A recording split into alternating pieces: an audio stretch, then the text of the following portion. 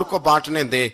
ज़ौजा रोई और तड़प के कहने लगी, उमर मुझे लगता है सुबह कयामत भी तेरी बीवी होने की वजह से अल्लाह मुझे जन्नत अता फरमा देगा, तेरी ज़ौजा होने की बरकत से। भाई ये मेयार रखा, खुदा की कसम ऐसा शख्स तारीख में दोबारा नहीं आया।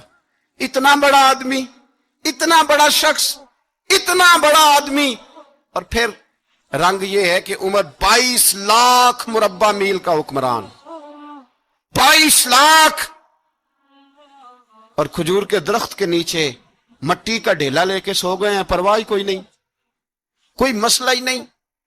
2 गुलाम साथ बैठे तो एक रोटी हजरत उमर ने घर से मंगवाई, थोड़ा सा सिरका, तो गुलाम कहने लगे हमने भी खानी है। फरमाया कोई अर्ज नहीं, रोटी को पेट भर के खाना जरूरी तो नहीं, 3 हिस्सों में बांट लेते।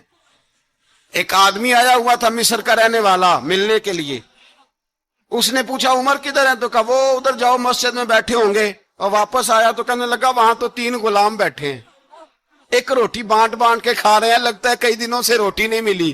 कहा 3 गुलाम तो कोई नहीं, वहां 2 ही थे, तीसरे तो अमीरुल मोमिनीन थे। उसने कहा नहीं नहीं, 3 गुलाम हैं, कपड़े भी एक तरह के पहने हुए, बल्कि 2 के तो फिर सही है, तीसरे के तो ज्यादा माड़े हैं, कपड़े भी एक तरह के, खाना पीना भी एक तरह का, और उनका नशिस्त बर्खास्त भी एक तरह की है, लिहाजा कोई फर्क नहीं।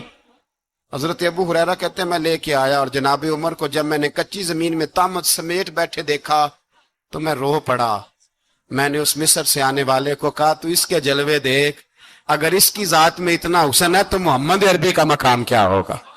ये मकाम गौर है, मकाम गौर। 10 मुहर्रम को लोग देगे पकाएंगे ना, नहीं पकानी है, कोई बोल दे नहीं, हाँ ना नहीं कर दे, प्रोग्राम बदलिया तो नहीं दी ऐद की कि वो काम शुरू होया लास्ट टाइट होने वाला, क्यों जी पकनी है ना देखें 10 मुहर्रम को इंशाल्लाह ताला, हम भी पकाएंगे इंशाल्लाह, यहाँ भी प्रोग्राम होगा। तो 10 मुहर्रम को जो देग पकनी है तो ऐसा नहीं हो सकता कि 1 मुहर्रम को हजरत उमर के नाम की भी कोई पक जाए। अगर इमाम हसन हुसैन के नाम की देगे पके तो जो इमाम हसन हुसैन के से प्यार करने वाले हैं, जो इमाम हसन हुसैन से, हम लोगों ने भी अजीब रट्टा अपनाया है ना, हम लोग बात का एक पहलू देखते हैं दूसरा नहीं देखते। हजरत इमाम हसन और हुसैन को भी नबी पाक ने शहीद कहा, और जनाब उमर को भी रसूलुल्लाह ने खुद शहीद फरमाया, फरमाया शहीद है, खुद फरमाया अपनी जुबान से कि ये शहीद है, खुद मेरा उमर शहीद है। तो उनके नाम की देग नहीं पकनी चाहिए, उस तरफ नहीं हमारी तवज्जो होनी चाहिए। और अहले बैत नबू, ये बात मैं पहले भी करता हूं, आज फिर करना जरूरी समझता हूं, अहले बैत का प्यार सुन लो कान खोल के, अहले बैत का प्यार अगर हमें किसी ने सिखाया है तो सैयदना उमर फारूक ने सिखाया है। अहले बैत नबुव्वत की मोहब्बत अगर किसी ने सिखाई है तो किसने सिखाई है, बोल के बताइए। हजरत उमर ने, अहले बैत का प्यार हमें हजरत उमर ने बोल करके सिखाया है। भाई याद रखें, किसी की ताकत नहीं थी दम मारने की, हजरत उमर के सामने ताकत ही नहीं थी, कैसरो किसरा कांप जाते थे, जुर्रत ही नहीं करते थे हजरत। और हमारे तो तल्लकात बड़े हैं ना गैरों से। हजरत अबू मूसा अशरी रदी अल्लाह ताला अन्हु फरमाते हैं मेरा मुंशी साई था, वो कातिब कहते थे वो लोग, मेरा हिसाब किताब ईसाई था। तो फरमाते हैं एक दिन मैंने वो सारा हिसाब किताब लेन देन के हजरत उमर को दिखाए तो फरमाने लगे जिसने लिखे हैं उसको बुलाओ। कहने लगे हुजूर मस्जिद नहीं आ सकता। तो क्यों नहीं आ सकता? कहने लगे वो ईसाई है। कहते हैं हजरत उमर जलाल में आ गए।